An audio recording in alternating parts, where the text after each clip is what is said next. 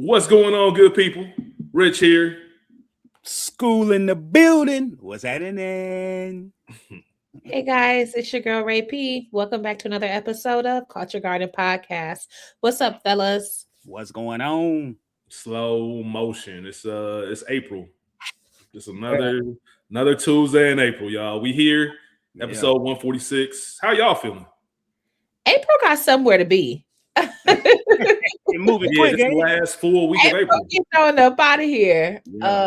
I'm good for our faithful viewers. As you can see, I am at home. Yes, versus in somebody's funky hotel room. So I'm good. Shout out, man. Glad to see you home. That's for real. Because as much as you travel and you want to go and busy, glad that you have a moment to just be at least in a place where you're comfortable. Thank you. Happy to hear that, man. School, how about you, brother? Feeling good, man. Feeling good.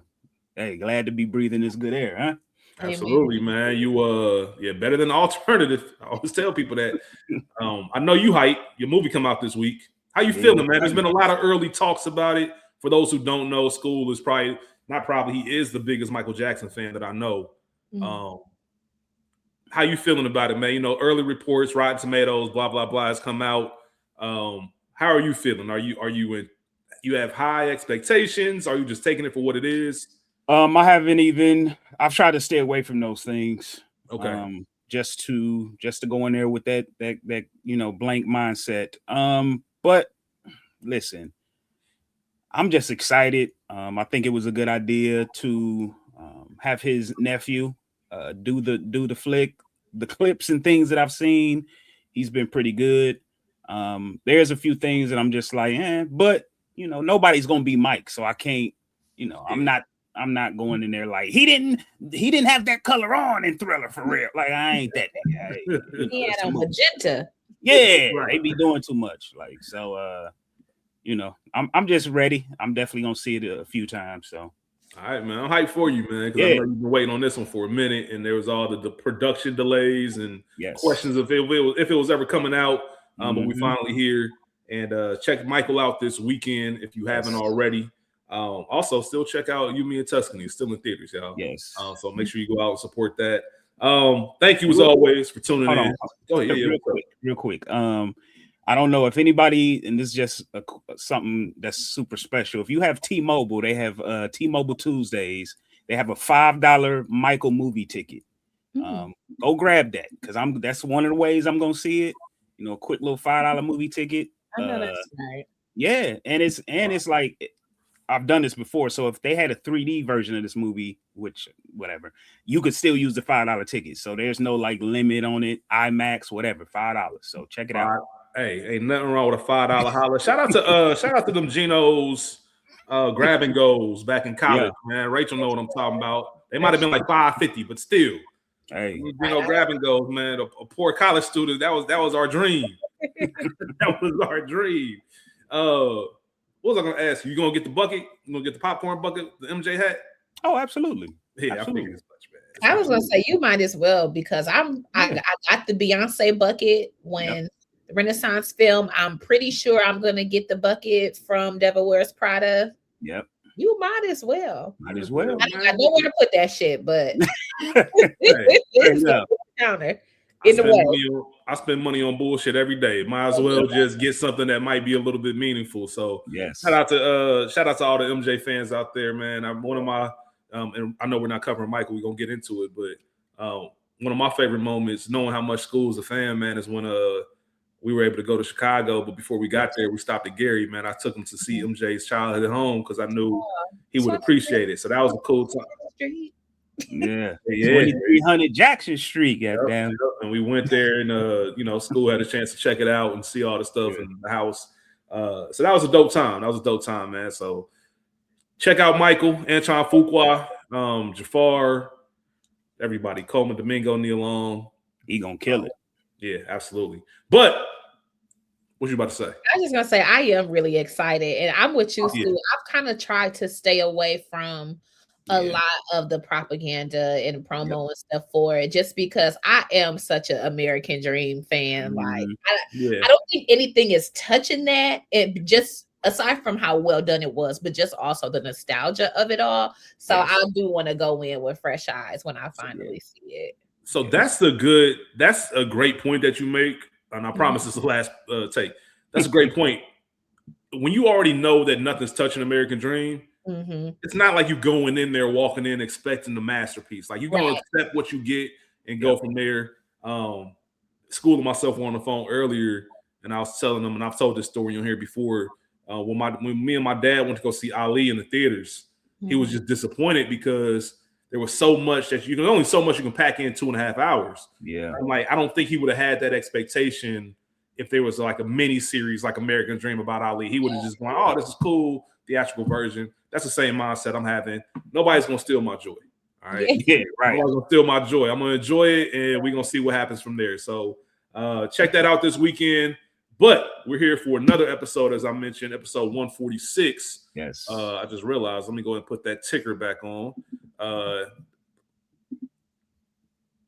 was I about to say? Oh, yeah. Please remember to like, subscribe, share. Check out all our other podcasts that we're a part of. We made the announcement last week. The Light Real Film Festival, June 3rd through the 6th. Make sure you check us out.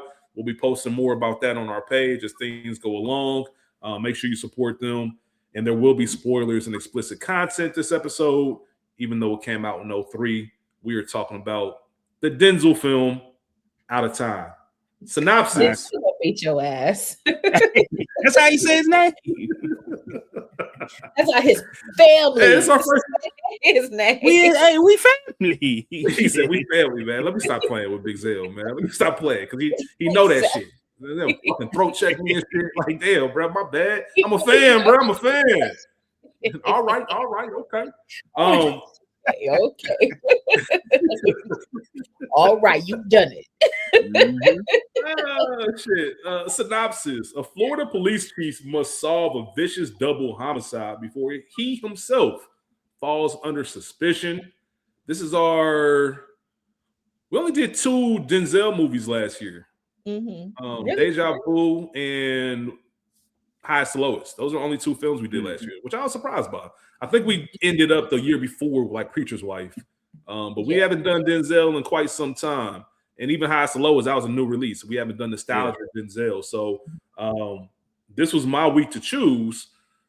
Why did I go with this movie? A couple reasons. I didn't have Denzel in mind, didn't have this movie in mind at all. I had no idea what I was going to do. Shout out to the good brother Maurice Hunt III. It is his birthday today, actually. Happy birthday, brother. Yeah, so by the time you hear it will pass, but today is his actual birthday. We recorded another podcast together about Breaking Bad, and I forget how the topic came up, but he just mentioned like, "Hey man, it'd be cool if y'all did Out of Time." And I thought about it like, damn, because y'all two know how it is when you have no idea what you want to talk about. Yeah, and everything I scroll through Netflix, Prime, and I'm like, I don't know what the fuck I want to do. Yeah, and just like a light bulb, he just said Out of Time. I'm like, damn, that's a good one. Yeah, here we are. So it was good to revisit it. I remember this is a movie that I watched a ton and kind of fell through the cracks. We'll talk a little bit about that more when we talk about first times. But it was released October 3rd, 2003. Directed by Carl Franklin, who was a Black director.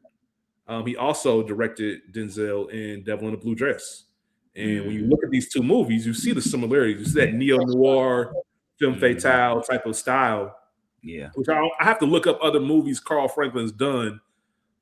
But I wonder if that's kind of his genre and that's his niche, because he does both of these and he did them very well. Obviously, we haven't done Devil in a Blue Dress yet, but it's a classic.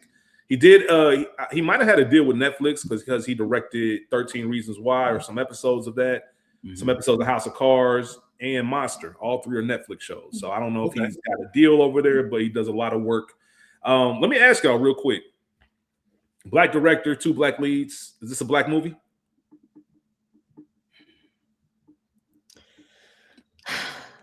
Yeah, on the surface, yes. When you look at it like that, but low key, no. Yeah. I've never looked at this as a Black movie until I didn't. So, and shame on me, I wasn't familiar that Carl Franklin was Black. I just wasn't. I wasn't familiar with that, and that's what made me ask the question. Like, damn, I never thought of this as a Black film, but by some people's definitions, Black director, 2 Black leads, they might look at this as a Black film, and I'm like, I don't know. It's just a good movie. Yeah. We'll hold this conversation. I got a question I want to ask both of y'all when we get there. The film was written by Dave Collard. He wrote 14 episodes of Family Guy and the film Annapolis with Tyrese and I forget who else was in that. Was that your man's Josh Hartnett? Was that a Navy joint? Okay. Annapolis is Navy. Yes. Okay. Yes, Annapolis, Maryland. Navy film. Budget of an estimated $50 million, and it made $55.4 million worldwide. Was not really a box office success. 16.1 opening weekend. It opened up at number 2 in the box office. Just 3 million shy of the number 1 spot, which was School of Rock. The top 5 that week was rounded out by The Rundown. Shout out to The Rock. Under the Tuscan Sun and Secondhand Lions. It stayed in the top 5 for 2 weeks and top 10 for 3 weeks. It was in the theaters for a total of 16 total weeks. If you're looking to watch it, it's currently streaming on Pluto TV and YouTube for free. Both of those are free platforms, so you can check those out. What you getting weekend, Rachel? Because you told us to go to Pluto TV. Yeah. But I'll be doing what I want to do. Of course. And I know that. I wouldn't dare stop you. Oh, my stupid ass. I was on Prime because I was watching something else. I was like, oh shit, let me watch our movie. And then there was like other ways to watch other than the $2.99 rental fee if you don't have $2.99. So it's like Gravitas or something. It's not that, but it's something like that. Do you know I watched this shit in Spanish? I said, wait a minute. It was like, this is free with your Prime subscription. I was like, okay. I'm already right here. You're like, this nigga Rich slacking. This nigga told me it was on Pluto. Mm-hmm. I looked up. I said, "Say puede." What's going on? I know they in Miami. I know they in South Florida, but I don't recall no Espanol.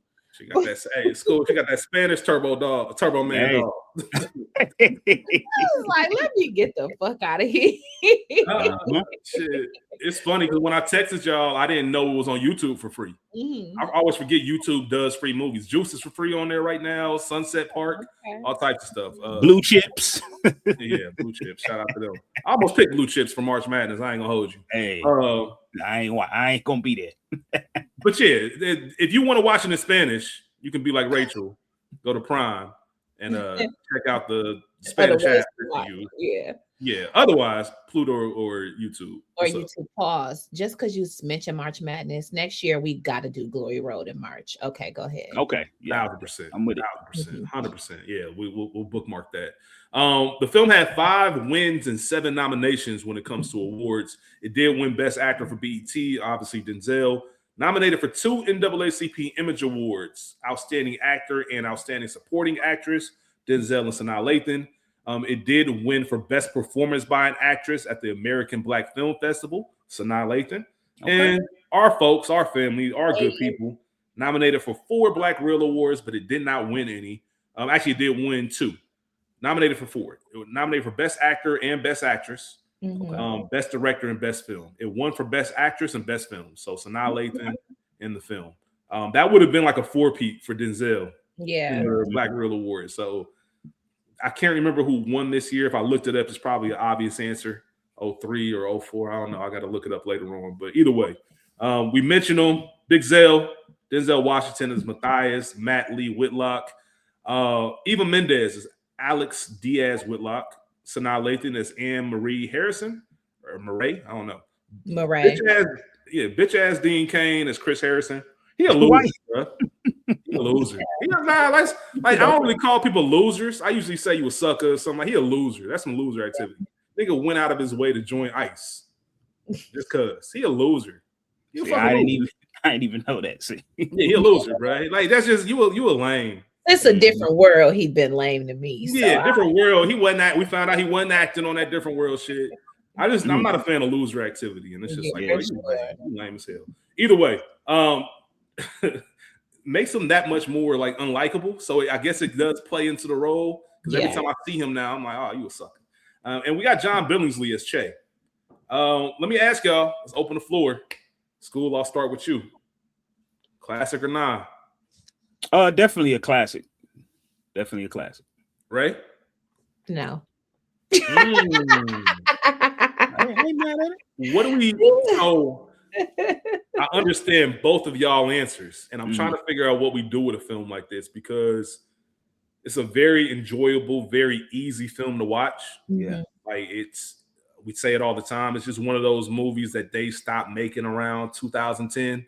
Like you just don't find out of times anymore. I don't know.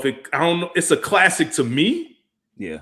It may be a cult classic, but I don't know if it's a generational classic. As a matter of fact, this is pretty interesting. I remember seeing this a couple years ago, maybe 2024.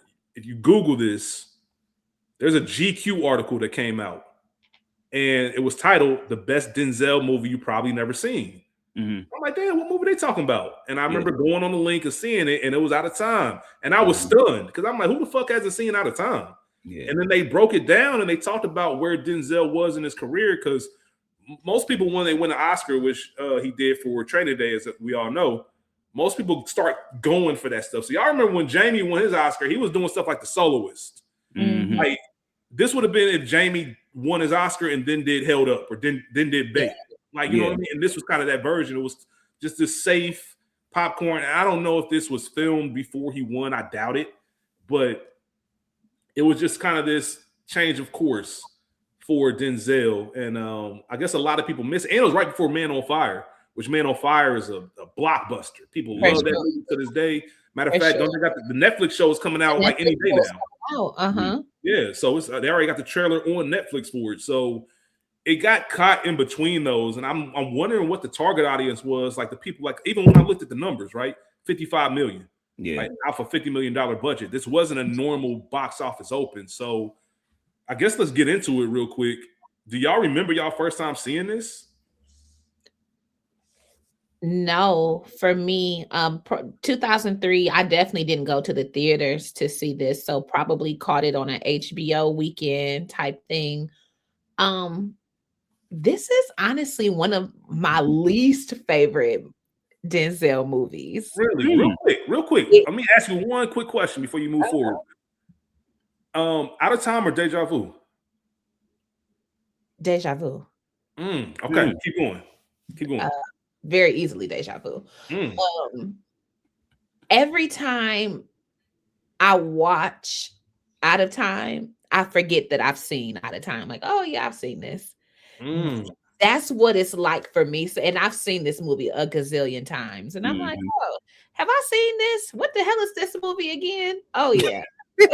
I wonder what that is. I wonder why so many people have that same type of, I guess, relationship with this film. Like I never looked at it that way. It was a movie that I instantly loved when I saw it. Yeah, because it's like Deja Vu, Man on Fire, Training Day, Devil in a Blue Dress, Jungle Fever, Mo Better Blues. It's not any of those things. It's not, but maybe school can somebody explain the charm. This movie has a certain. I'm gonna bring something up here in a second. We're gonna talk about this real quick, but this movie has a certain charm to it that's just for me undeniable. Like it was an instant connection. Yeah, it's not bad, but it's not great. I get what you're saying. It's not a great film. Like it's not up there with the rest of them. If we did a ranking, which one actually we might do that today. If we did a ranking, it's middle to bottom. And I saw somebody say something that was, I think we all can agree with. Denzel's been in bad films, but he's never had a bad performance. This isn't a bad film, but this is a Hallmark movie with overqualified actors.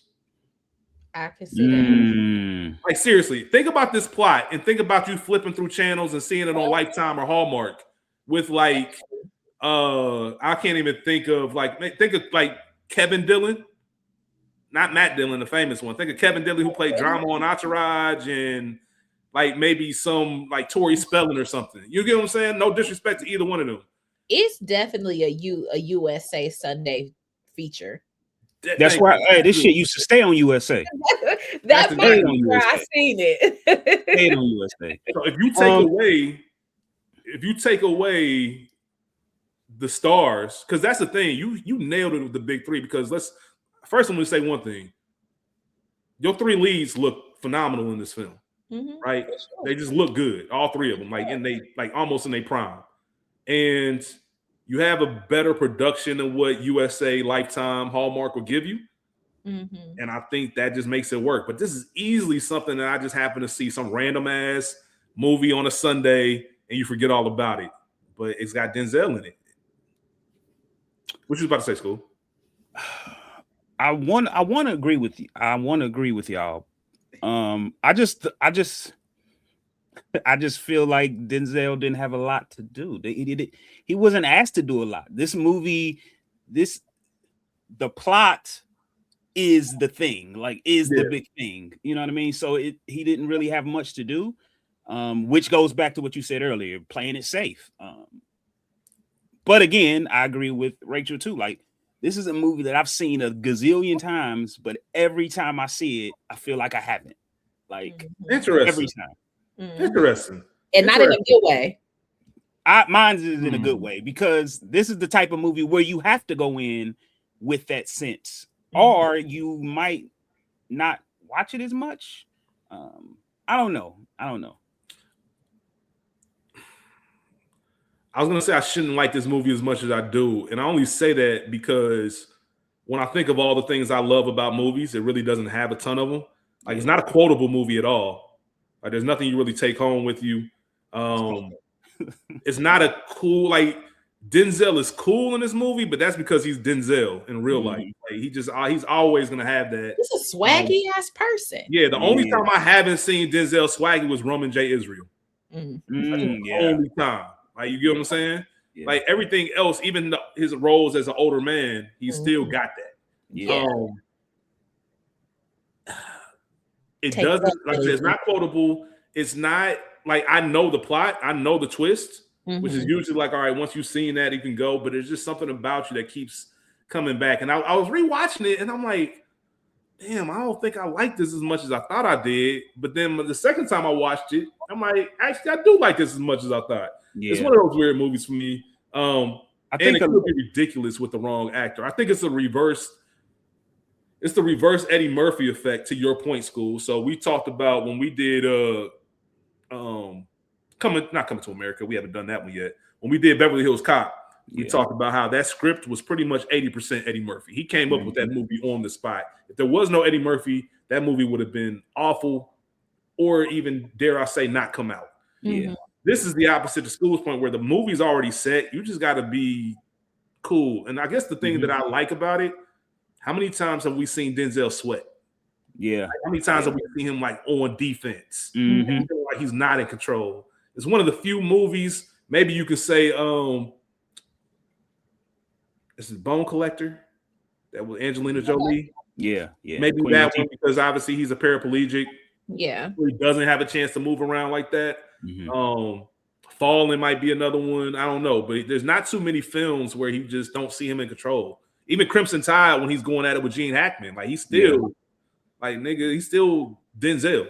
So I don't know. And I think also a thing about this movie is, for the people, whether you like it or dislike it, there's a lot of Denzel movies that you go to before this. You know what I mean? Like, so that saves it. That's why, you see it every 2-3 years where you're like, oh shit, I ain't seen this in a minute. Put it on and you like, this is my shit. Like, because you wanted to watch Remember the Titans. You like, you know what? Yeah. So and I guess for full disclosure, I'm also a thriller suspense guy. Like that's one of my favorite, like, rom-coms, thriller, suspense, the top two. You know what I mean? So I put that all in the same box. So when you always hear me talk about the Ocean series, right? So I look at those more like suspense versus heist movies. When I think of a movie like Matchstick Men, for those who have, I think that came out in 2003 with Sam Rockwell and Nicolas Cage. When I think of a movie like Derailed, I think Derailed came out in like 2006 with Jennifer Aniston and Clive Owen. Like, all of those films kind of had this same type of draw to me. And I'm personally a fan of that. So if you're not into those movies, I can understand you being like, So maybe that's why it's a little bit closer to me. But I definitely understand once again, the GQ article. It's the best movie you probably haven't seen. And I know it missed a lot of people. So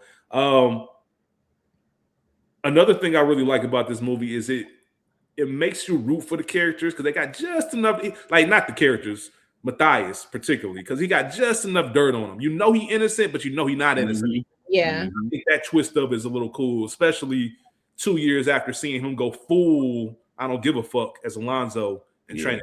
Sure. Like you know he's capable of it, but it's also like, all right, that's the normal Denzel that we know and love. And I want to ask y'all about Denzel. And we probably done this before. I told y'all earlier, I'm looking at this film and I'm like, yo, this just feels like the peak.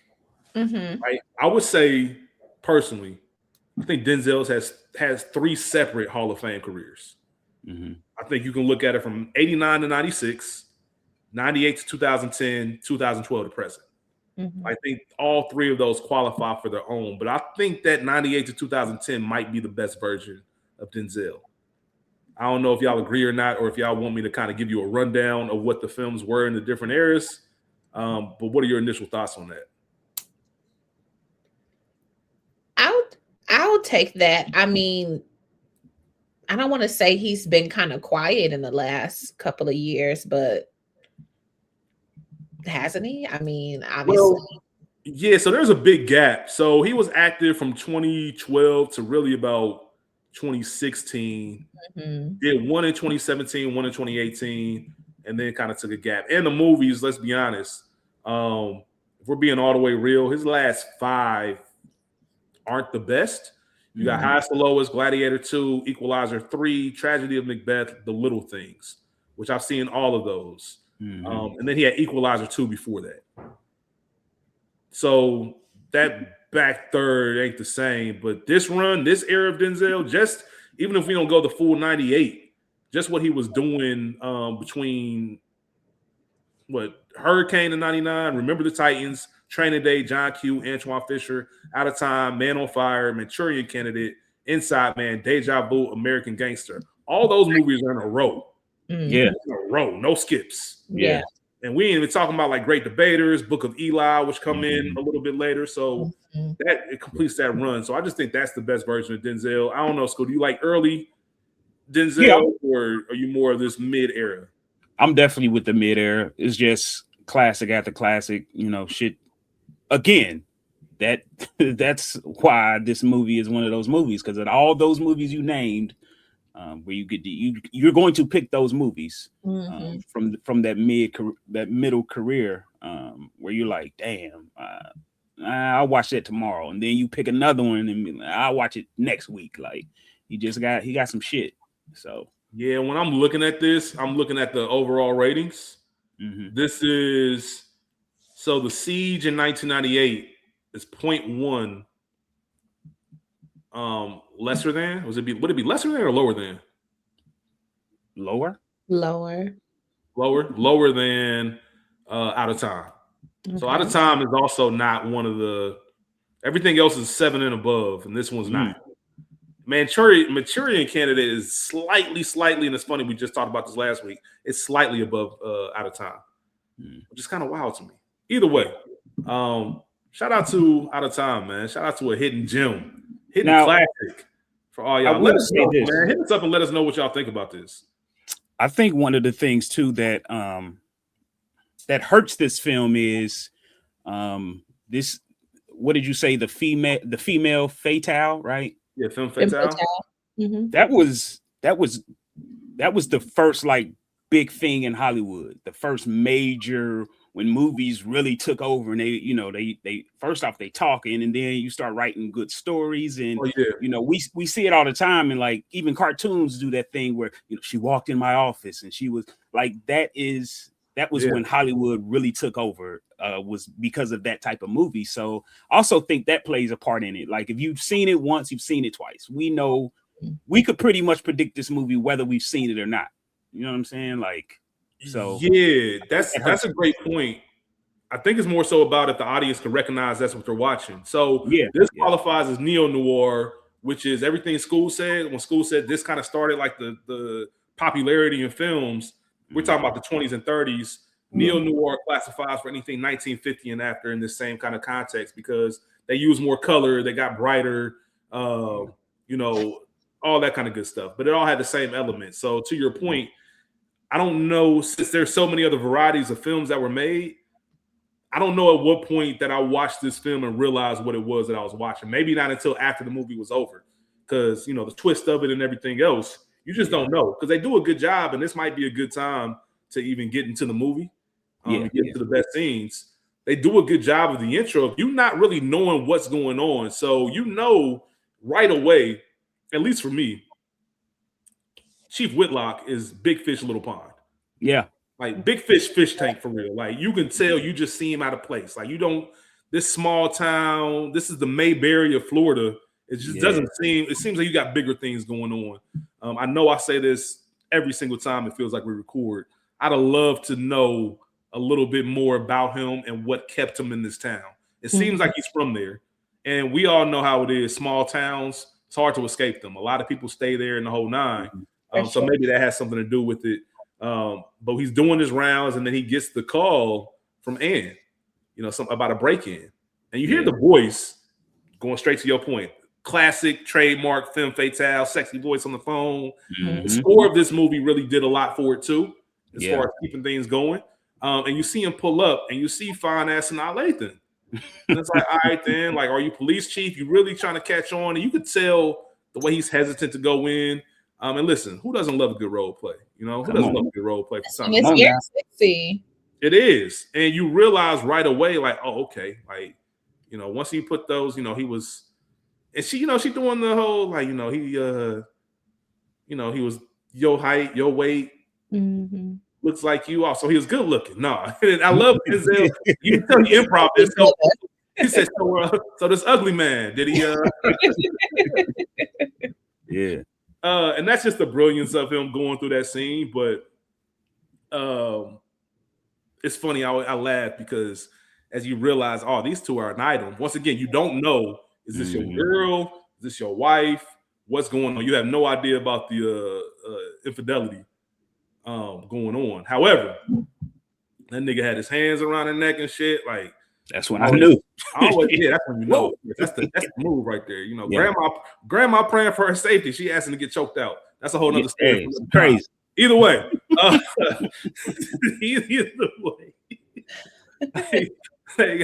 That's a whole nother podcast. Yeah. You see them actually together. You see them about to do the do. And he gets that phone call, which means, hey, I'm police chief first. And it's easy to say, hey, man, you about to get shit going. Fuck that call. But you can't in a small town like this because people will come looking for you. The last thing you want to do is blow your spot up. That's actually, we'll talk about it later. But I just love the fact that we see all this going on. So, all right, then, police chief got some motion. Once again, I don't know who this is, but I know they got something going on. We're going to revisit it tomorrow and go from there. Any thoughts on that? I thought it was just a very sexy scene until it wasn't. To your point, in a small town, literally the work comes first. And so here is duty literally calling, like, I want to stay. I don't want to leave, but I got to go right now. I just appreciated it. I thought it was a very sexy opening just to let you know what we're dealing with. Absolutely. Yeah, I'm with you on that. And again, like you said, he doesn't want to leave this town, and you really don't really find that out until later. So nothing really else to say, man. This shit's silly. And Bonnie and Key is a fictional town out there. We obviously know it's near Miami, but it's not a real place. I'm assuming it's like, I don't know, is Key West near Miami? No. Is it? Essentially, yeah. So I'm assuming probably around there. And some of the other places he named. School. What's the next scene you got? I don't really have a scene until the interaction with Chris. So at the bar? Yeah. Okay, then got you. So I'll Rachel, you sound like it's probably the same. Rachel here for the conversation. It's not really a play-by-play movie. It's a discussion thing. It's not quotable. Important things happen. Yeah, for sure. All right, so let's to your point, I did find myself like, how do I separate this shit? So I got a way that I want to talk about it, and some of them will be quick hitters, and other ones I'll ask for y'all opinion, and we'll go like that. So I just talked a whole lot about, hey, we don't know what this is going on with this relationship. We don't know what's going on with Matthias and Ann. Well, the very next scene, or one of the next scenes that I have written down, we see Matthias Lee Whitlock at the diner. He's admiring himself. We see the drug bust going on, which is going to be prevalent to the film. You see his picture in the newspaper. We already know that. And then we see Chris come. And we see there's a little bit of a contentious relationship between them. Yeah. Maybe it could be some friendly jabs, but also I really mean this shit. And then we see Ann come up. And that's when we know, like, oh, okay. Sneaking and geeking. Okay, we noted. We got it. That's a nice little plot twist early in the film.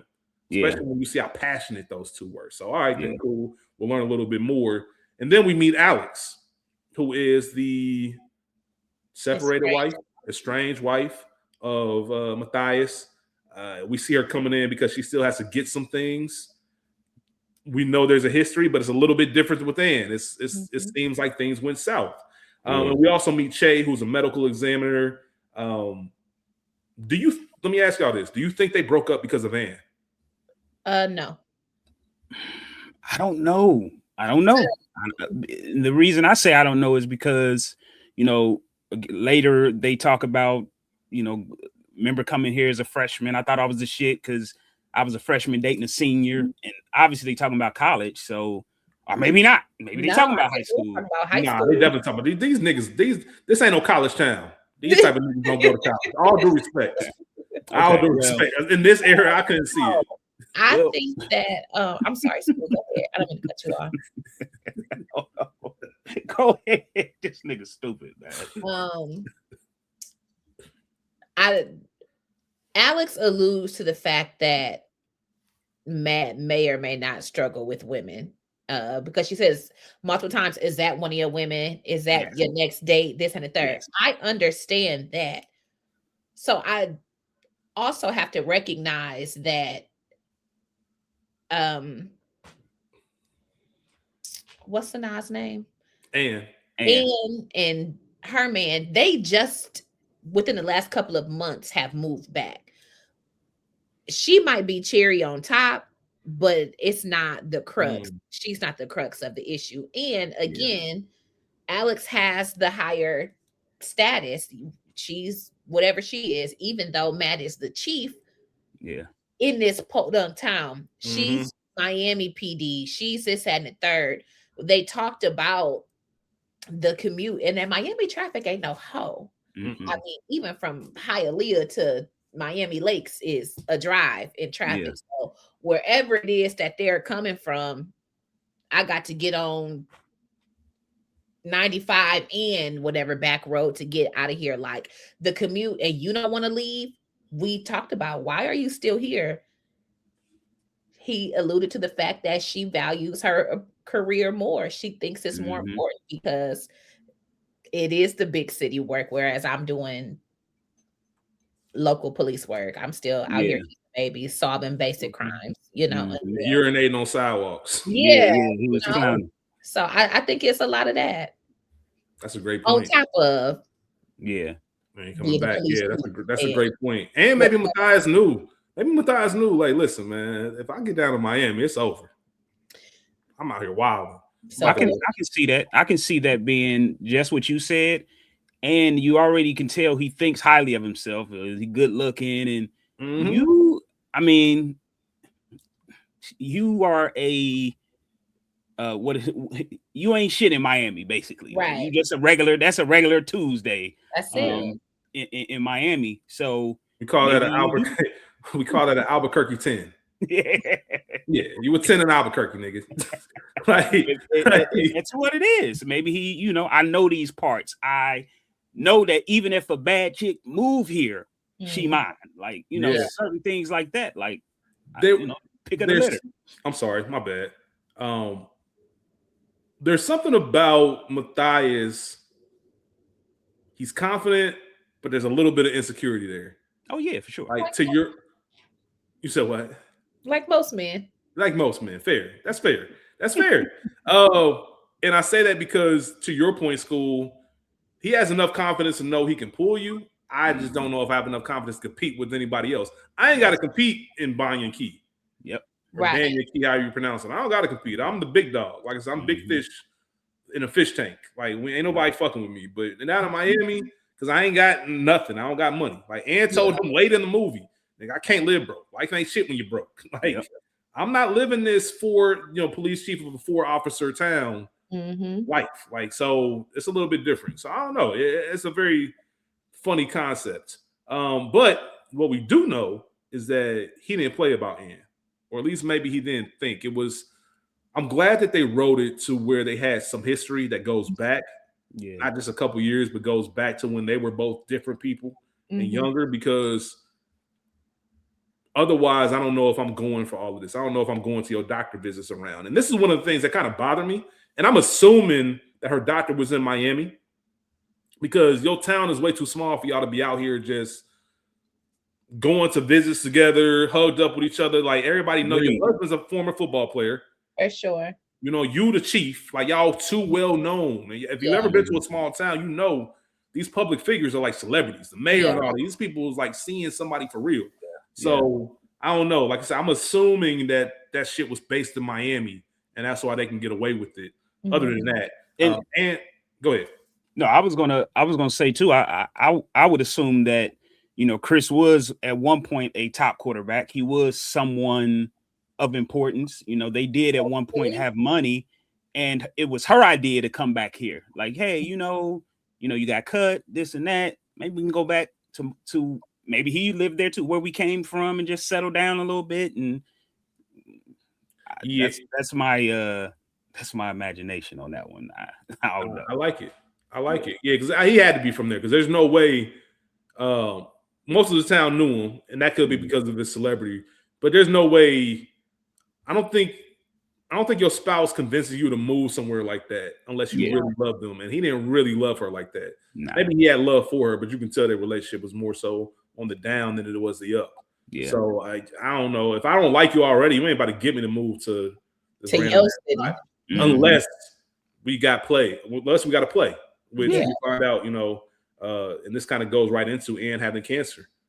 And this is one of those early plots. So think about this from the first time you've seen this. For all the listeners out there, that's a big deal. See, like, oh shit, former sweetheart, we just reconnecting. Yeah, I know you got a husband that's kind of abusive. It's the motivating factor for all of Matthias's decisions. If the cancer is not there, none of the other stuff happens, and you need the other stuff to happen to be a vehicle for the film. So this kind of drove everything. And once again, watching it the first time, you're not aware that this doctor is not a real doctor. Right. You're not aware that she doesn't really have cancer. You just know that he's trying to be there for her in a time of need. A little recklessly, but that's about it. Now I'm going to toss it back over to you, School, because we do have Chief and Chris at the bar. This is after he kicks Che out, and Chris pulls up and has a little talk with Chief Whitlock. Hey, this is probably my favorite scene of the whole movie. He's at the bar. I can't remember what it's called, but they talk about it a few times. But he's just in his zone. It's a normal Wednesday. He drinking his beer, and then all of a sudden, Chris comes out of nowhere. Standing over him. Kind of, and he mentions the situation that happened. A night before or whatever, where he came looking for the Prowler. He heard them arguing, and yes, that situation about the Prowler, and he says, I kind of feel like Ann had a man in there, and he says, and if I was to be face to face with him or something of that nature, but he basically, does he know? Next time a little pussy comes around, he said, "Little pussy." That little pussy, like he said, Scurry's out the back. As soon as he my voice, Scurry, yeah. You use word like Scurry, he laughed. What was your question? No, I was gonna say, obviously he knew. 1000%. Yeah, he obviously knew. And again, my favorite part comes back to Denzel when he says, he said, I would tell him, Chris, I am banging your wife. Good. Like that part gets me every time. Like good. Like, but maybe she don't want me to tell.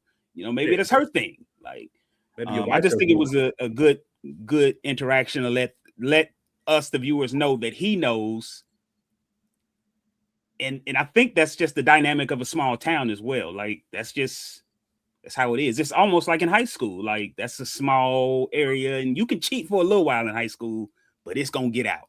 Yeah, so absolutely. There's a quote in The Sopranos. I think it's from Big Pussy, like in season 1, where they kill somebody that's a guy's name, Big Pussy. When they kill someone that they aren't supposed to kill, and he's talking about like what happens if they find out. He's like, there's no real evidence. He had this quote. He says, "They know, but they don't know." And I think that's kind of what this was. Like, I know, but I don't know. I ain't caught you, and I couldn't prove this shit, but I know you hitting my wife, and I know y'all got a history.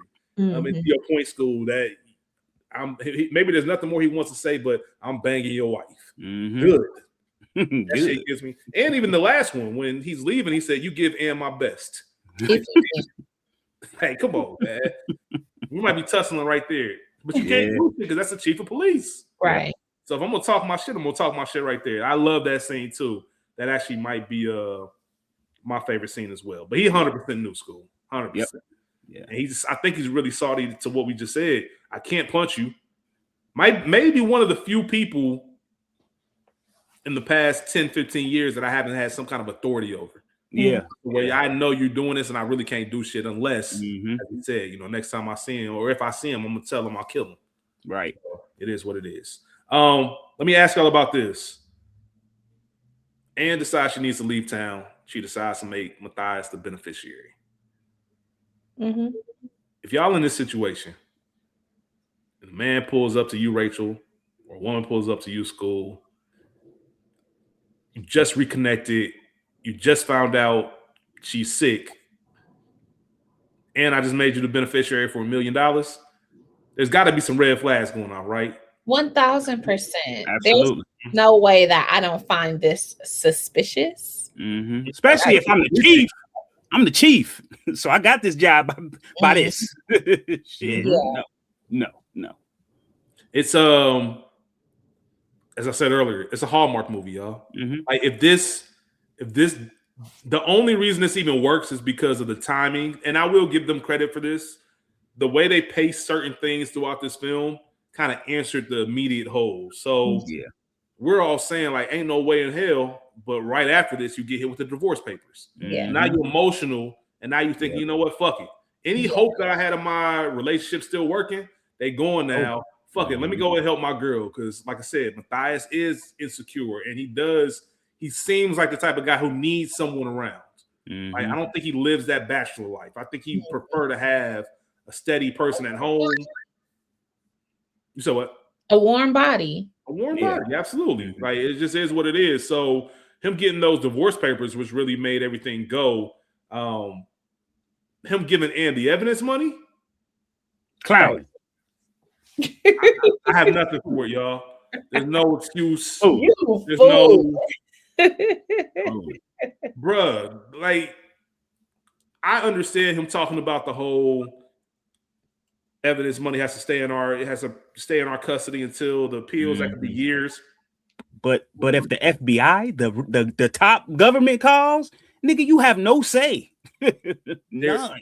It's the juice ain't worth the squeeze. Like this is one of those situations where you always got to think worst case scenario. Yeah, I've talked before about how I live my life in a very best case scenario type of manner, which isn't always the best thing to do. Yeah. Like sometimes you have to plan for what happens if some shit do go wrong. Should I be prepared for this? This nigga was not prepared at all. Like you $485,000, you giving it to somebody you just reconnected with, and you don't know the full scope. You got me. No way. You got me fucked up. I don't care who you are. I don't care what's going on, what kind of emotional tie, the sex, none of that. That little pussy ain't that good. Never. And the crazy part about it was, and if it is, I don't want it. How was he going to pay this back? Essentially, because if you sending her with that money to Switzerland to get better, you ain't gonna have no million because she's not going to die. So what's your plan? Right. You already don't have no money. So again, that's just not thinking. Well, the only thing that makes sense is he never had a plan to come back. Yeah. Like he was going. Like he's going to Switzerland or whoever, anybody who's not going to extradite him back to the US. Like, we taking this money, we out. That's the only thing that makes sense in this whole scenario, because it's a dumb plan, and it makes you wonder. It makes you, if you're on the side of, I wonder why he's not in a bigger city, I wonder why he's staying in this little town, this is a reason why. You're not the brightest, bro. Yeah. You're not the brightest. This is a popularity contest, and you happen to be winning. That's the only thing, because this is a fucking wild idea. What's even more wild is you give her the bread, and then the next thing you know, well, first she was supposed to meet you at 11. You get home at 11:30, Chad in your crib, and then you wake up to the house ablaze. Crazy. 2 bodies in there. What's going on in your mind at this point? It's this a wrap. Is when the movie kind of really starts. Yeah, it's a wrap. It's a wrap for them, and it's a wrap for me. Yes. I will say it was very intriguing just to kind of get this going, especially when you find out that it was arson, because we're, as an audience, are thinking to ourselves, well, I don't know. See, this is where it's difficult, because I've seen it so many times. I can't remember. I can tell you this. I never thought that Matthias was responsible for it. No, never. They don't want you to believe that. Right. I just don't know if I ever had an idea of who I thought it was. I don't know if I knew it was a scam or not, because the 2 bodies was there. Even though they did have a scene earlier where they show Chris working as a medical examiner and having a look at the body. But in your first time watching, that's a throwaway scene. You're not even really paying attention to that. Shout out to my nigga Chad. I forget the actor's name, but he played Chad in Insecure, who was the dude with the braids that was moving the body inside. Oh, shit. Okay. That's what's up. Yeah.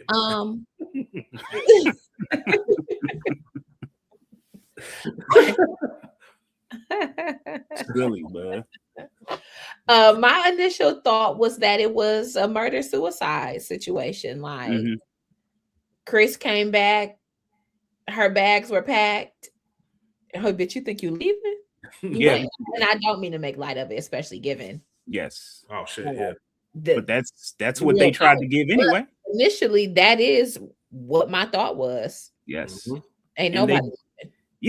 And like you said, Ray P, they did enough to make you believe that. I've never been in that situation, but from what how it's shown, that's what happens. Like he mentions, your husband beating you up, and she says, but inside your head. He needs me, making an excuse. He needs me and this and that. So it's obvious that would be not a great, but a reasonable situation. Like, he just say, fuck it, you ain't going nowhere.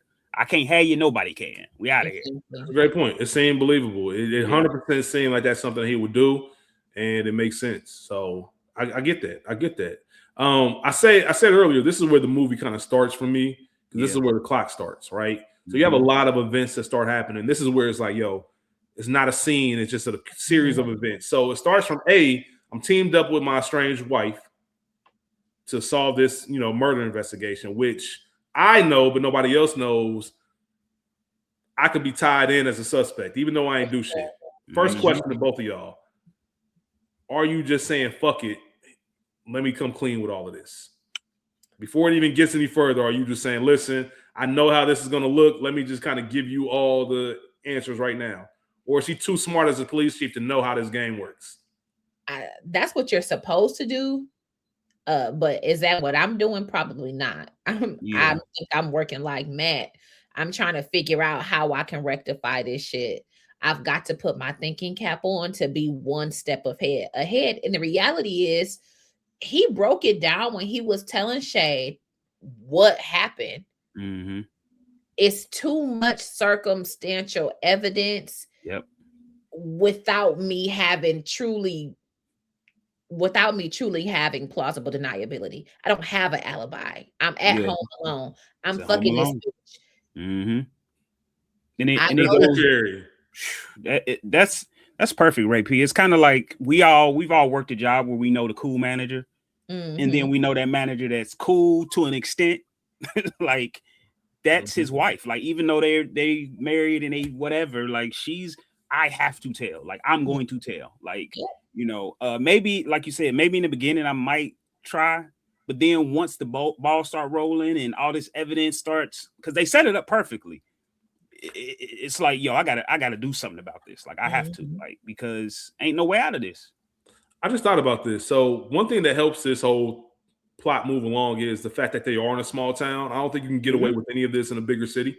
Yeah. There's too much police presence and too much technology, even for 03. Here's one question I have for y'all, though. If him and Alex are still together, if they are on better terms, do you think he changes his mind and tells her? Well, you can't, because you can't tell me that. Never mind. In real life, I just thought about what that entails. I tell my wife, bitch, I'm fucking. I didn't think this through. I just thought about the whole, do I come clean? I'm like, well, that means that you got to tell that you fucking. Yeah. But never mind. Excuse that whole mix-up. So you're teaming up with your separated wife. You got to cover your tracks before things get sticky. And it starts off like slow and builds up. So you got Rosie's, right? The whole phone. Where did you go to the dentist's office? She got some flowers last week. Her husband didn't seem like the type. Once again, small town. You can pull this shit off in a small town. Yes. I know everybody. Yeah. Right? Let me just go ahead and call Rosie's right now. I ain't talking to a damn person. Yeah. Chris Harrison. Yep, it was him. And now, this is just how real life works, y'all. The higher or more trustworthy the position, the more the general public is inclined to believe you. Who would follow that up? Even a good detective, like, it would have to take a really, really great detective from the outside to come in who doesn't know you at all to be like, man, let's make sure we do a follow-up on that. Because it's a simple throwaway. Like, why would somebody lie about the flowers? Exactly. Like, nobody would suspect that. So that stuff works. You have to reveal, then you have to reveal that Ann actually didn't have cancer. And once he finds that out, he's running through the hallways, goes up to that doctor's office and realizes it's a whole different person. So looking at him like, yeah, this is my office. It has been for the past 10 years. 10 of them things. And he does get the brilliant idea. And once again, as I said earlier, the film does a good job of giving you small things. Yes. So back when he first met the fake doctor, they had a close-up of the pen. It means nothing at the time until you get to this moment. And he takes that pen and the whole nine. And obviously you can't really, I mean, I guess he could have. I don't know why he didn't just say, I'm here for an investigation. He got that pen and got up out of there. So you have that whole thing. She doesn't really have cancer. The expression acting by Denzel in this entire film, especially doing all these parts, is incredible. You have the phone records. Like, so the whole phone, I remember watching this the first time and feeling the stress of, is he going to pull this off? And we got to give it more credit for the times. In 2003, to really maneuver and do all of that and leech your phone, like, that nigga name was all over that shit. Like, it was on that phone. It was on there. Nigga. Keying. All types of stuff. All types of records. Deleting them. Have to go through the rush of jamming the actual fax machine, unplugging it, trying to put it back. It comes up distorted. Nope, you don't need them to fax it again. I can read it. I can read this person, because once again, small town, all of that shit's going on. And it's like, yo, you gotta apply this nigga Matthias, because you give it, hey, your life depends on it. That he was acting like it. He was acting like it, boy. And shout out to his man's what's his name? Che. Because he stood 10 toes down a few times. Like, absolutely. So that's my next thing. Like, that's when it kind of separates into scenes again for me. So entertaining wise, your scene was my favorite scene in school in the bar. Just overall, like, seeing just what you look for in a friend. Yeah. Che held it down. The whole movie, but really this one, because he hears the number and knows ASAP. Like, I know that phone number. And that too speaks to the time. 2003, for the most part, you still know people's numbers by heart. Facts. Facts. I'm surprised Alex didn't know the number. So And I thought about it. Different numbers, because when my parent was an officer, I knew the records number. I knew which floor to call. So if this your husband, that's the chief, that's the big dog. But it has been 8 months, so hey, who knows? No, you want a little bit for the subtle drops the film gave you. You want something to explain that, because that's a great point, Rachel. And I'll be honest, I don't know if I've ever thought about that until now. I guess the assumption would be either A, this is a newly issued phone from the county or the city, which is possible. It's 03. Or they just the old school type where I got your cell or I'll see you at home. But even then, like Rachel said, it doesn't. If some shit go down, if you somebody emergency contacts, I need all the information. For sure. Like if this is 2026, they sharing locations, all that shit. And they kind of had a sharing locations thing with their tracker, but that's a great point. There's no way she doesn't have that number or know that number by heart. Yeah. Crazy. But even if Shay hears it and knows, nigga, that's your number. Like, and mind you, I love the way they wrote the story, because if Shay already knows about the affair and everything else, the impact ain't the same. Right. Yeah. For him to find out in real time and still make the decision on the spot, like, all right, my man's drowning right now. Let me see what I can do to step in, and then I can get some answers. Yep. What you was about to say? It's funny to me because I felt, and I guess there's no way that he would have, but I had initially thought that at least Che knew. Didn't nobody else know that you had spun the block on that thing? He did. But no, he really did it. Nope. Yeah, no idea. They kept it on the low, which is even more. That's why he's a medical examiner and not a cop. Because, bro, if that was my man's, I'd have been there. As soon as she moved back, and you and your wife going through it, I already know how that. I already know how you get down, bro. Like, so you gotta tell me. I get it. But even the scene when they're trying to figure out whose number that is, like, just the brilliance of him. Like I said, this film rushes you. Like, so even as a viewer, you feel rushed. Like him beating the clock. Even Carl Franklin, the director, on set, he set all the clocks an hour ahead to give the feeling that they're running out of time. Like, it's the name of the film. So he did all types of little small stuff to kind of set that illusion. And that's what you feel like. So you feeling like, damn, is they calling his number? Is he gonna reach the voicemail in time? He gonna be able to turn it off? Like, everything was a race against the clock. Yeah. And it kind of, you get caught up in that. But not knowing about the money or the affair, because it's not just the affair Che found about. You gave her the money, nigga. If I started with you, did you have given me the money? Because they made some jokes about, hey, bro, we can go ahead and make our retirement plans right now. Now, we out of here. And you think it's a joke, but that nigga Che was serious. Yeah, every time. Dead ass serious. And that's when it goes to what you mentioned earlier, Rachel, when Che was probably did what I would have done, or just when you get all this information at once, like, well, bro, just tell her. Yeah, you crazy. Fucking nuts. All this shit looks like I'm in trouble. Like, all this shit looks like I did it. So, as far as the rest of it goes, I only got a couple more things. I guess the big scene, the big action sequence of this film is the Paul Cabot of it all. Yeah. Right? It's also probably the biggest hole in this movie. Like, it's just, it's so like, all right now. Like, all right. Like, what we doing? You hanging from balconies and shit now. And I know a lot of other parts of this movie are like that, but this is the biggest one. Especially when it kept the tension high, but something I really didn't like, this nigga fell from the 7th floor. Nobody panicked.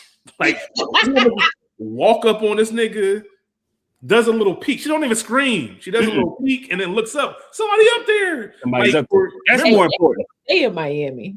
Yeah, fair. That's why it's just a motherfucking Tuesday for them. Yeah. I also think that I agree with you about this scene. I also feel like this is one of those scenes that was filmed later or something. Like, they probably had something else involved with him. And they tested it or whatever, and it didn't go over well, and they came back and did this because, again, like you said, it just doesn't make sense. Like, they needed some. You get no information from dude, like nothing. Like, it was like the studio said, "Yo, we need some more action. We need something. We need a little bit more oomph and something." It's like, all right, bet. What they say? Okay. They need a little more oomph. So that's just how that feels. You're absolutely right, School. The only thing we got was essentially confirmation that Chris was in on it, working with Paul. That's it. And I guess, okay, we needed that, but and he found the money. And he found the money. Okay. Even then, to your point, School, it is kind of like, you can tell this might not have been the original script. Y'all just kind of put this together, and it feels that way. Even though it is a good, like I said, it keeps the tension high, which is the whole point of this. Also, I always look at everything, I guess, kind of pre 9/11 and post 9/11, like as far as safety and security concerned. And I was shocked at how easy it was, or I forgot how easy it was even in 03 to get a room number and a key. Like way too easy. Like I don't know if you can do that anymore, or what the process is. I'm sure you can't. I don't think it now Ray P can answer this because you spend more time in hotels, and that's no diss, but I feel like he had the right information to get that key remade. Now the call is kind of a little far-fetched, but you got to at least have an ID now. You can't just walk up and say, I need a room for 715. I'd imagine. There's no way, I don't think. Yeah, if you say you left your key in the room, you have to give whose name is it under? Maybe the last four. You got the name, but I need the last four of the card number. You got to give some sort of other identifying information. But again, to your point, 2003, you might not have had to have a card on file. I don't know. I wasn't renting hotels in 2003. But straight up. Yeah, to your point, I can answer this. I remember taking a trip a long time ago. Long time ago. I was on a trip, and I was outside and forgot the room key. I didn't book the room. And it was pretty much like, and I'd had all the information. This is who booked it. This is what such. This is the room number. They ain't give a fuck about none of that. They ain't give a fuck about none of that. They actually had to call up to the room and talk to her. And even then, she had to come down with her ID. It could have been anybody on the other end of that phone. So now that I thought about it, that is the whole process. Like the person who booked the room has to come show some ID, because I could have been anybody coming in talking about some, this is my room and such. So you got to be on the actual room in order to do it. And even then, you still need your identification. So I do like the chase. I do like the fact that he got the money. I thought it was hilarious when he did the rope-a-dope. Yeah, they chasing him, and then he act like he the one. Nah, I came in. I ain't see him down here. Hey, you gotta do what you gotta do, man. Gotta make it work. And I'll tell you another thing that bothered me. As we continue this scene. Alex is starting to understand a little bit. Like this shit ain't adding up. Something ain't right.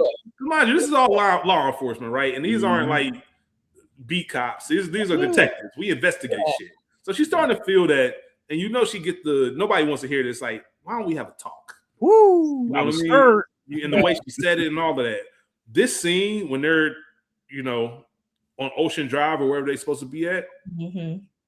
How does this? You think as a viewer, she got him. She about to put that pressure on him, get him to admit. Is there anything you want to tell me? And you think she's really about to get into it? How does it go from that to reminiscing about y'all first dates on the phone? Like, what the fuck are we doing? It pissed me off. And honestly, she might have been caught up because look at my man sweating. I see him back in the action. That might be what would have attracted to her. It's like, ooh, okay. Look at you. You looking good. I see you glistening. This is Denzel with the earring. Come on, please. Oh my, the one who. So don't mind still this earring. I be shitting on people, pissing over the bridge. You got to arrest them. But here you are doing what looks like some active police work. Yeah. I'm impressed. I miss that. I like that about you. And you look good doing it. We talked about women, but now I'm looking at you. I'm sitting here. It's really not the time to be trying to reminisce, but I can see how she got there, but it did piss me off because, bitch, you just served me divorce papers. Just. Literally. We could have went down memory lane yesterday. I wouldn't be in this shit. And to further the point, that's what kind of got the conversation twisted. Like when he mentioned, like, I'll sign those divorce papers. Like, no. Like she wasn't in a rush. To your point, Rachel, she was probably looking at him like, nigga, I ain't in no rush. We ain't in no rush. But you know what? You just made me think about it. I think initially because she was picking up that 2 and 2 was coming up to 5. At first, she's like, okay, tell me what's up. But the minute he switched to I'm assigning papers, and I was like, oh, no, baby, hold on. Papers? Yeah, what papers? I sent you papers? That ain't what I was talking about. He's a master manipulator. Yeah, papers? I ain't even send you paper. That was Matthias Washington. Yeah, fuck all that. It was just a weird scene. It didn't mesh well. I needed a little bit more as to how they got to the point. And I think they didn't do a good job of, okay, she found that glass in his hair. Now what? There's no way I'm sitting here believing, forget the ex-wife of it or estranged wife of it all, the detective in you. Yes. Remember, she just got a promotion. They had that conversation at that table. I was proud of you when you got your promotion. I should have told you. That means you're good at your job. Yep. Right?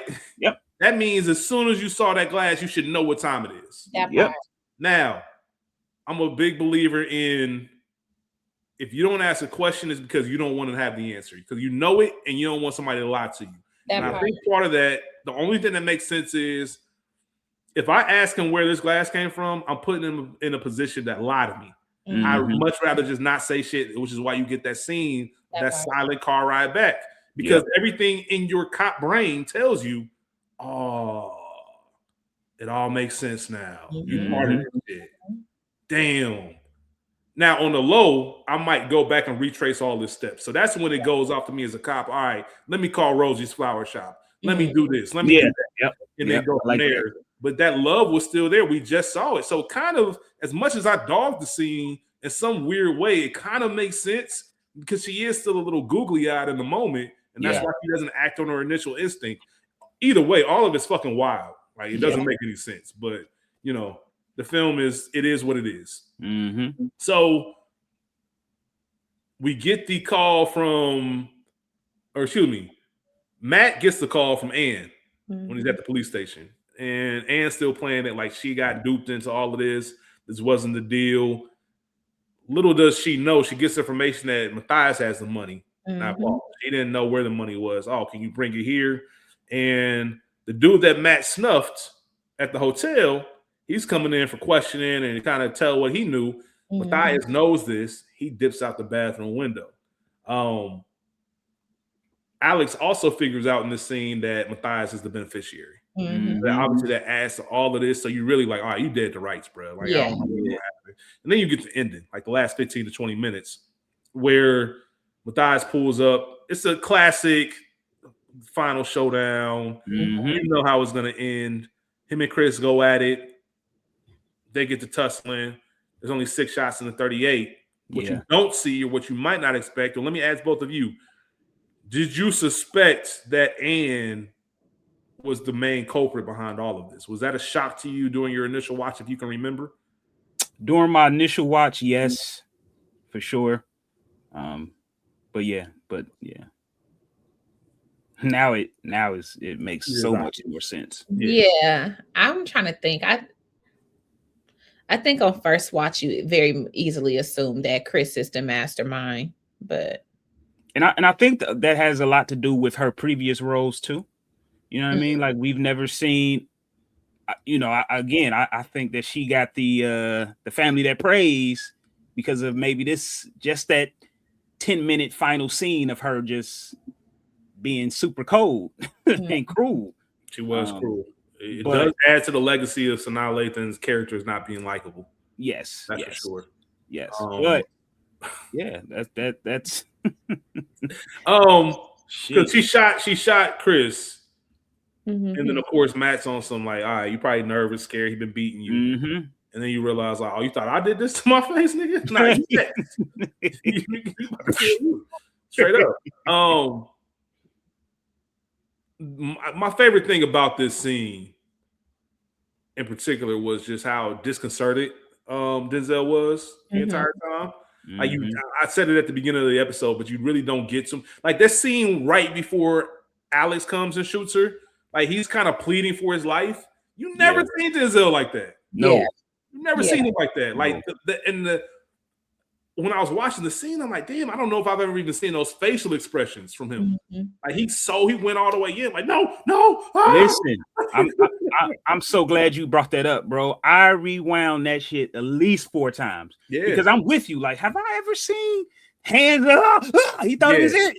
And never seen him play defense like that. Even if that's the worst part. You get shot and killed by somebody who can't really shoot because she just was really just shooting. Willy-nilly. And that goes to that scene in school when he got shot in the ear on accident. Like his reaction to it, like that was a real reaction. That nigga actor, boy. Hey, he is an actor, man. It's easy to see, man. He to go. But outside of that, I mentioned Alex shooting, and she still thinks that Matthias is in on it until she opens the briefcase. She thinks it's the money, but it's really the tracker. I mentioned earlier movies like Ocean's 11 and stuff, Ocean's 12 in particular. I like when the heist or the big thing goes off. It takes place off camera. So at some point, because we saw a scene with Che when his tracker was going off in the glove box. Yeah. And you don't really know what it means. He just knows what it is. I'm assuming that he met up. Because remember on the phone, he told him, I got the money, it's behind the seat. Yeah. So he told him where it was. At some point, he connected, why don't you take this money? Worst come to worst, you the one that I sent up there. We can always play it like you got lost. Right. And that's the game plan. But we didn't see this as viewers, but we can tell they had this conversation off camera.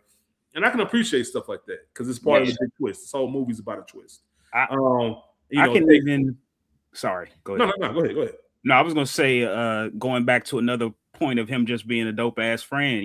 When they are driving back and they stop in that right or left, and he's just like, "Hey, now's your time, bro. Like we can go this way, and you can go into Havana or wherever, and get us a boat." Or he's like, "You really think I'm dead to rights? Like, hey, you said it too. Like, I'm not running." He said, "I know. I'll drive you." Yeah, and I'm trying to get away from this wife. Yeah, he hate Barbara. Hate Barbara. Straight up, man. Shout out to the friends that are cool enough to be in your crib by themselves, making sandwiches and shit. Yeah. Life only gives you a couple of them. You know what I'm saying? Straight up. And also to that point, school.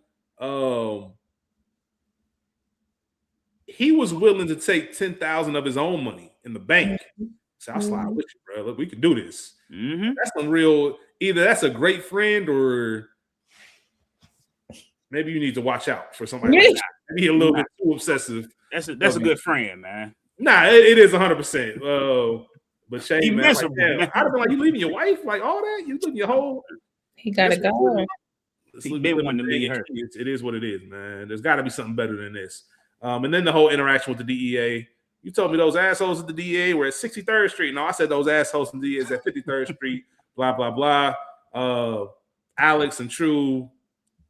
This nigga laid up. First thing she asked, "Did you love her?" Man, take your ass on. And then of course he professes his love for Alex, and they end up together at the end. Quick question. Yeah. Y'all taking that beneficiary money? Yeah.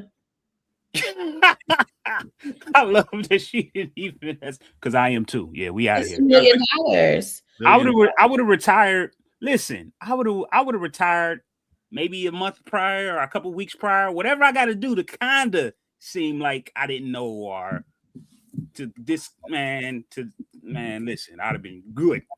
I understand why she like, you ain't taking that money. I get it. Howsoever. Yep. I need that money. I need that money, Jake. And we got to think 2003, Matthias is making maybe 30,000 a year. Crazy. Maybe 27 in that small little town. Probably making more than that. But I don't know, man. For old, he's probably making at least $50,000. You think so? Yes. Chief. He's the chief.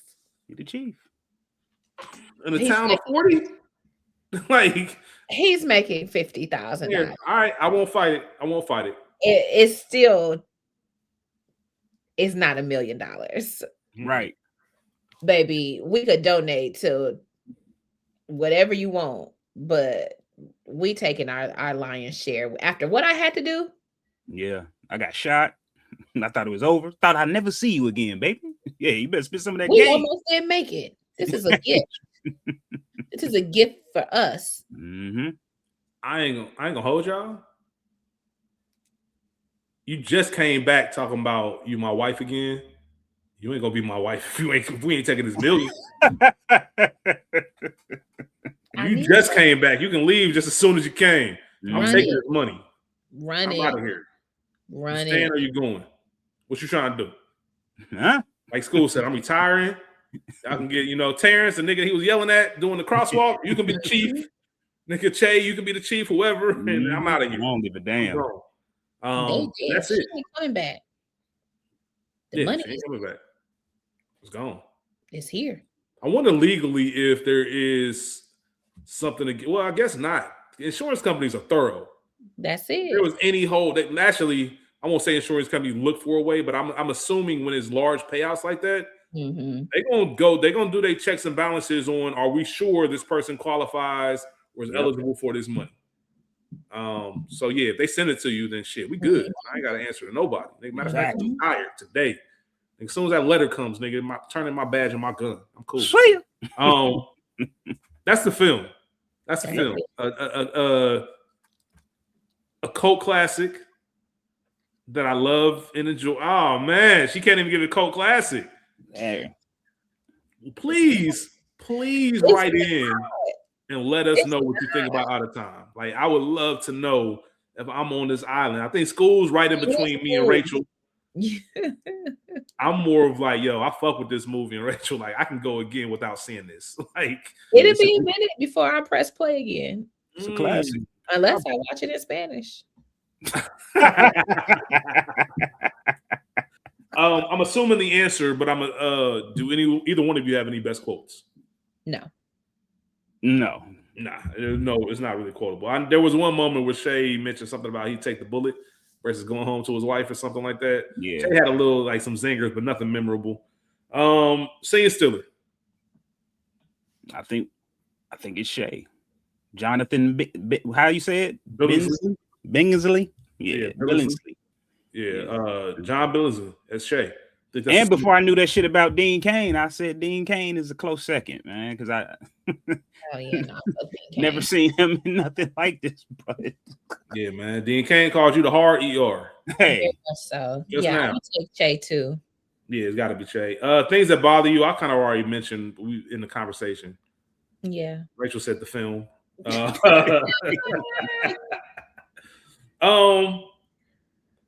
Does declining the $1 million beneficiary count as a come see about me moment? No. Why would it? Are you crazy? Put love over money. Listen, the come see about me moment is more of him taking that damn 485 and giving it to her. I think. Come see about me moment is Che saying, "Shit, that's my phone number." Yeah. Che was ready to die on that hill. Like, nigga, that's my shit. Now what? Rider. Yeah, it's back, nigga. Yeah, you're rider.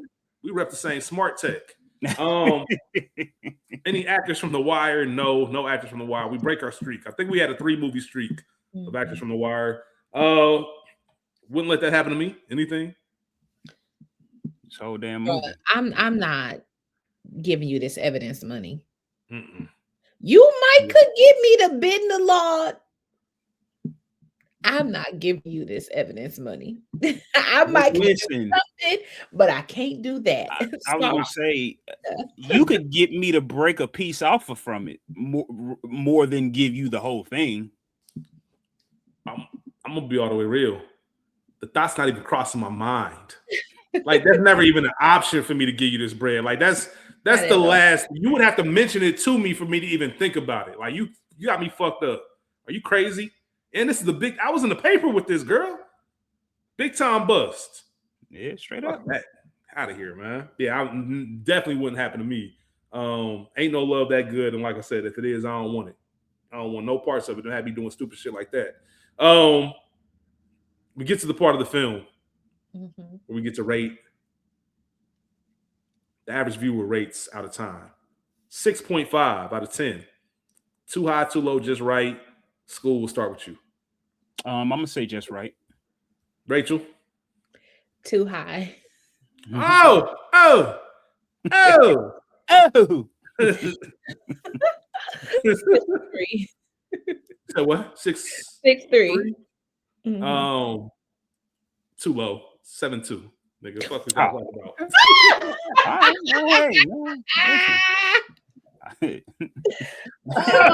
That's what's up, man. Classic, nigga, classic. I agree, but it ain't no 7. It does get a bouquet out of me. Yeah, 7'2", nigga. Yeah, you heard me. Let me look back. Hold on. Is this a 7'2"? It's really a 6. It's a 6.9. In reality, all jokes aside, it's a 6.9. It's just shy of 7. All right, I'm giving a bouquet. Yeah, bouquet. Yeah, what you giving? Nothing. Oh, okay, cool. Dandelions, lightning bugs. Like, I'm gonna give it a couple stems. Let's do some carnations, some baby's breath.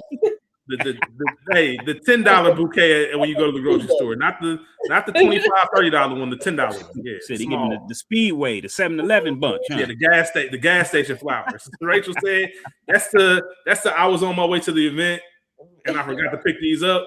Facts. Let me sign the card in the car before I get in. One of those type of notes. But those will come back to life if you put that ice in that vase. Yeah, you get them right there. Come on back. Yeah, come on back.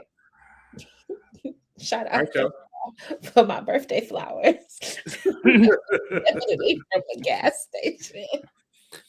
Oh man. Shout out to y'all, man. I love y'all, man. I love you real big. Oh, that's out of time, y'all. That's out of time. We're out of time on Out of Time. That's it, guys. Write in. Yeah, I'm definitely curious to know. I'm very curious. I'm gonna clip this up. And put it on the page just to get a better understanding of where this film lies in everybody's Denzel meter. Top tier, mid tier, lower tier. Lower. And I wonder how many people have maybe not seen Out of Time. Because that GQ article really got me thinking. But Google that if y'all ever interested. It is a pretty good article. Kind of explains the ins and outs. I'm sure we will be back with another Denzel film at some point. I'm picking Ricochet. You think people, bro? I swear, I was just about to say. You think people seen Ricochet more than they seen Out of Time? No, no, not our generation for sure. Sheesh. Sure. That's my shit. But Ricochet, that movie's terrible, man. Denzel got some movies that you like. It's before he was really Denzel, but it's some like Carbon Copy, but the one when he came back as it's the ghost for the racist white man. All right, man. That's enough. We out of time. This has been the Culture Garden. We love you. Y'all got anything to say? I ain't fucking with you. Heart condition. We're gonna do that one day. Heart condition. Yeah, that's it, man. Appreciate y'all. We're signing off. School. Ray P. Y'all be cool. Y'all be cool. Peace. Bye, guys. Have a good night. Be safe. We out. Illegal.